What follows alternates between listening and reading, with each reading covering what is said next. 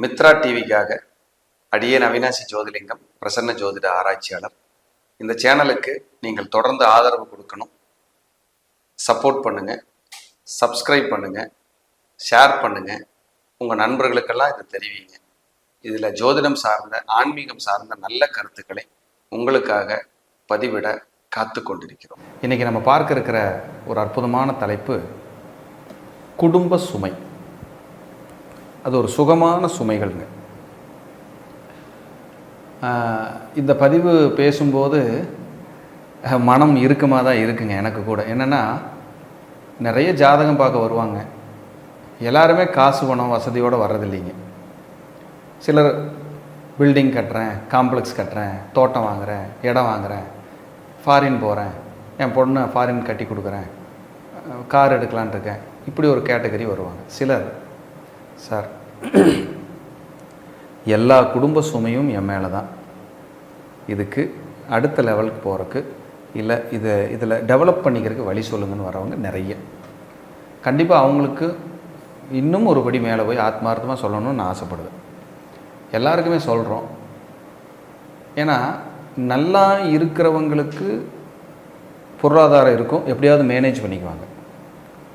கஷ்டப்படுறவங்களுக்கு கூடுதலாக அவங்கள டெவலப் ஆகிறதுக்கு ஒரு ஜோதிடராக, ஒரு வழிகாட்டியாக ஏதாவது செய்யணுங்கிறது என் மனசில் எப்போவுமே இருக்குங்க. ஏன்னா அவங்க குடும்பம் அவங்கள நம்பி இருக்கும். சில முதலாளிகளை நம்பி லேபர்ஸ் நிறைய இருப்பாங்க. அவங்களையும் நம்ம டெவலப் பண்ணோம். ஏன்னா நிறைய குடும்பம் வாழ்ந்துட்டுருக்கும். டெவலப் பண்ணுறதுன்னா என்னங்க, நம்ம கையிலெல்லாம் இல்லை. அந்த பிளானட்டு, பிரச்சனை, சில ரெமெடிஸ், இதை தான் நம்ம கொடுக்க போகிறோம். நம்ம பணம் கொடுத்து உதவ போகிறதில்ல, நம்ம அவங்க கஷ்டத்தை வாங்கிக்க போகிறதில்ல. இந்த கலை மூலியமாக, இந்த ஜோதிட சாஸ்திரத்தின் மூலியமாக ஒரு வழிகாட்டுதல், அதைத்தான் நான் சொல்ல வரேன்.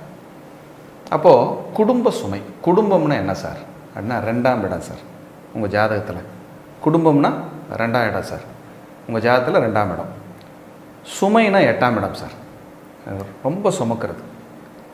சிலர்லாம் சொல்லுவாங்க, சார் எல்லோரும் சாதாரணமாக சுமந்துட்டு போகிறாங்க சார், நான் நினச்சி சுமக்கிறேன் சார், ரொம்ப கஷ்டமாக இருக்குது சார் மனசு, ஏதாவது ஒரு சின்ன தீர்வு கொடுங்கம்மாங்க.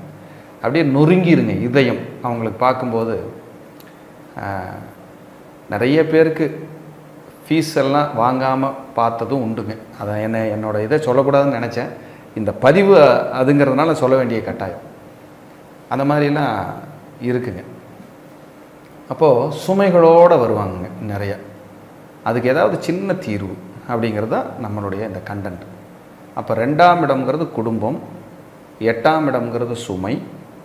இந்த 2ஆம் இடத்துல செவ்வாயோ 8ஆம் அதிபதியோ இருந்தால் இவங்க குடும்ப சுமையை சுமக்க தயாரான ஆட்கள். காசு இருந்தாலும் காசு இல்லைனாலும் சுமை இவங்க மேலே தான். இவர் சென்ட்ரல் இப்படி இருப்பார், இப்படி இருக்காருன்னு வச்சுக்கோ, சுற்றி இருக்கிறவங்க சாப்பிட்டுக்கிட்டு இருப்பாங்க, இவர் எளிமையாகவே வாழ்ந்துட்டுருப்பார். இது நான் குரு சனி சேர்க்க இருக்கிறவங்களுக்கெல்லாம் சொல்லுவாங்க.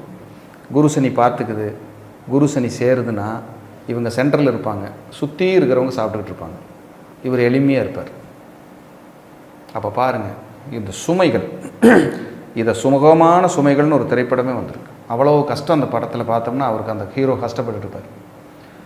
அப்போ குடும்ப சுமையை ஏற்கிறதுக்கு இதுதான் ஜோதிட விதி. ஒரு ஜாதகத்தில் லக்னத்துக்கு 2ஆம் இடத்து அதிபதி 8ஆம் இடத்துலையோ, 8ஆம் இடத்தை பார்க்குறதோ, 2ஆம் இடத்து அதிபதி சனியோடு சேர்றதோ, 2ஆம் இடத்து அதிபதி 8ஆம் அதிபதியோடு சேர்றதோ, 8, 2 சனி செவ்வாய். அப்போ பாருங்கள், யாருக்கெல்லாம் சனி செவ்வாய் சேர்ந்துருக்கோ அவர்களெல்லாம் நெருக்கடி, போராட்டம், நிம்மதியின்மை, குடும்பத்துக்காக 1000 கிலோமீட்டர், 20,000 கிலோமீட்டர், 10,000 கிலோமீட்டர், 5,000 கிலோமீட்டர் கடந்து நான் வேலை பார்க்குறேங்கிற ஆளுகளாக இருப்பாங்க. இந்த செவ்வாய் சனி, 2ஆம் இடம் 8ஆம் இட தொடர்பு, இவங்கெல்லாம் பாருங்கள், இரவு நேர பணி, கார் ஓட்டுறேன் சார், பகலெல்லாம் கார் ஓட்டுறேன், நைட்டெல்லாம் கொஞ்சம் ஐடி வேலை பார்க்குறேன், இப்படி சொல்கிற ஆளுகளும் இருக்காங்க. ஏன்னா கமிட்மெண்ட்ஸுங்கிறது வேணும். நம்ம சக்திக்கு தகுந்த மாதிரி பண்ணிக்கணும். அதுக்கு தகுந்த மாதிரி பண்ணோம்னா அவங்களுக்கு சிக்கலாயிரும். அதே போல் நம்ம ஜாதகத்தில் சொத்துக்கள் கொஞ்சம் வச்சுருக்கிறோம், ஜாதக ரீதியாகவே நம்மக்கிட்ட கொஞ்சம் இருப்பு இருக்குன்னா, இந்த குடும்ப சுமைக்காக அழிக்கிறவங்களும் இருப்பாங்க. யாருக்கெல்லாம் 3ஆம் அதிபதி பலம் பெற்றிருக்கோ, யாருக்கெல்லாம் புதன் வலுத்திருக்கோ, அவங்கெல்லாம் முதல் சொத்தை விரயம் பண்ணவங்க தான். புதன் உச்சமாக இருக்கிறது ஒரு பெருமையாக இருக்கலாம், அங்கே சொத்து விரயமாக இருக்குங்கிறது ஒரு வருத்தமாக இருக்கும். ஒரு இடம் இருந்தது, ஒரு வீடு இருந்தது, ஒரு சூழ்நிலைக்காக நான் கொடுக்க வேண்டிய சூழல் வந்துட்டேன். இது எல்லாமே நம்ம சொல்ல முடியும் ஜாதகத்தில். அவ்வளவு பொக்கிஷம் இது. அப்போ இந்த குடும்ப சுமைக்கு வேறு வழியே இல்லைன்னா சுமக்கிறது தான் பரிகாரம். டைம் கிடைச்சி இறைவன்கிட்ட போகும்போது அந்த சுமையை கொஞ்சம் இறக்கி வச்சு ஒரு இளைப்பாரி மறுபடியும் ஏற்றி விடுவார். அதை தான் இறைவன் செய்வார். ஏன்னா உங்களுக்கு கருமான்னு ஒன்று இருக்குது. ஏன்னா கடவுள் கூட சில சமயங்களில் கருமாவுக்கு கட்டுப்பட்டவராக மாறிடுறார், வேறு வழியே இல்லாமல். அப்போது சில விஷயங்கள் அப்படி வந்துடுது. இந்த 2, 8 சனி செவ்வாய் இந்த காம்பினேஷனெல்லாம் ஒரு நெருக்கடி கொடுக்கும். இவங்களைத்தான் நான் என்ன சொல்கிறேன்னா ஸ்ரீவாஞ்சியம் போயிட்டு வாங்கன்னு சொல்லுவேன். ஸ்ரீவாஞ்சியம் நன்னிலம் தாலுக்கா, திருவாரூர் மாவட்டம். அங்கே போயிட்டு இந்த கார்த்திகை மாதம் வருது.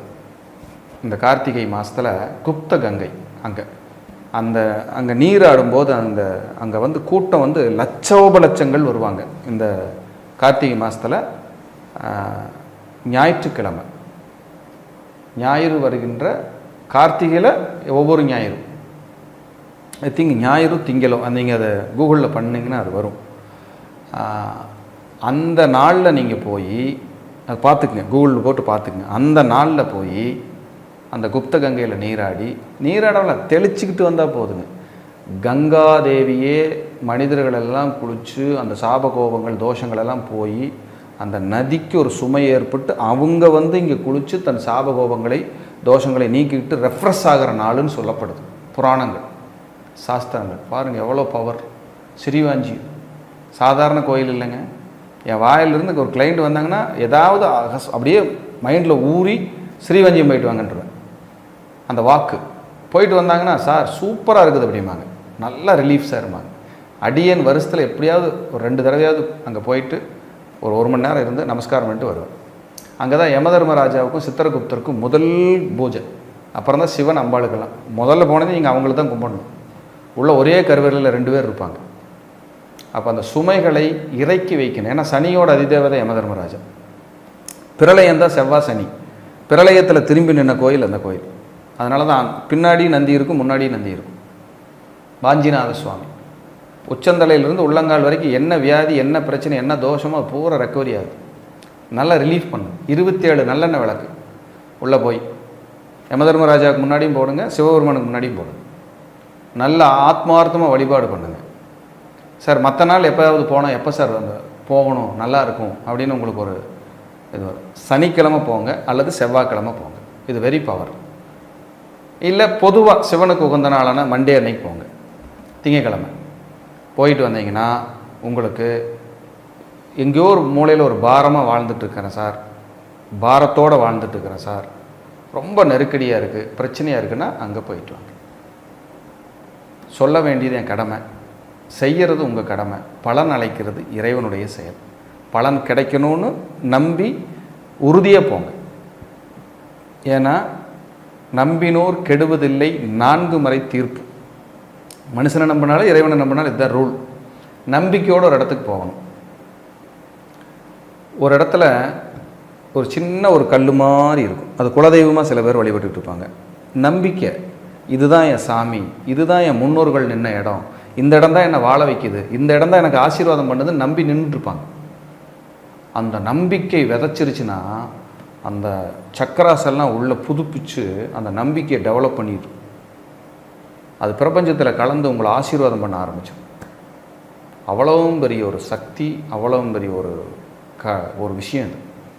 அதனால் நீங்கள் போய் ஆத்மார்த்தமாக வழிபட்டுட்டு வாங்க. உங்கள் சுமைகள் கொஞ்சம் குறையும். யாராவது நான் தான் சார், அதுக்கப்புறம் யாருக்கு தர்மகர்மாதிபதி யோகம் இருந்தாலும் சரி, யாருக்கு குரு சனி சேர்க்கை இருந்தாலும் சரி, இவங்களும் குடும்ப சுமையை சுமப்பாங்க. கொஞ்சம் காசு வச்சுட்டு இவங்க சுமப்பாங்க. மற்ற சொன்ன கேட்டகரி பணம் இல்லாமல் சுமந்துக்கிட்டு இருப்பாங்க, கஷ்டப்பட்டுக்கிட்டு இருப்பாங்க. இதுதான் இதோட சூட்சமங்கள். ஏன்னா இந்த பதிவு ரொம்ப நாளாக போடணும்னு தோணுச்சுங்க எனக்கு. இது உங்கள் ஜாதகத்தை பார்த்து நீங்கள் காம்ப்ரமைஸ் ஆகிக்குவீங்க. ஓ, நம்ம ஜாதகம் இப்படி இருக்குது, அதனால தான் இந்த தொந்தரவெல்லாம் நமக்கு வந்துக்கிட்டு இருக்கு அப்படின்னு உங்களுக்கு ஒரு ரிலாக்ஸ் கிடைக்கும்.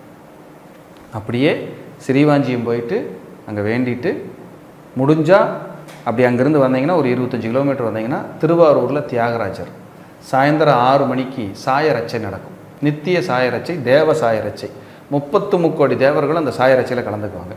அங்கே வழிபாடு பண்ணிங்கன்னா நிறைய பிரச்சனைகள்லேருந்து விடுதலை கிடைக்கும். இந்த சுமைகள் சுகமாக மாறி சூழ்நிலைகள் சரியாகி உங்கள் வாழ்க்கையில் வசந்தமும் வெளிச்சமும் கிடைக்க நான் வணங்குகின்ற வாராகி அருள் புரியட்டும். மகா பெரியவருடைய ஆசிகள். மீண்டும் ஒரு நல்ல பதிவில் சந்திக்கிறேன். நன்றி, வணக்கம், வாழ்க வளமுடன்.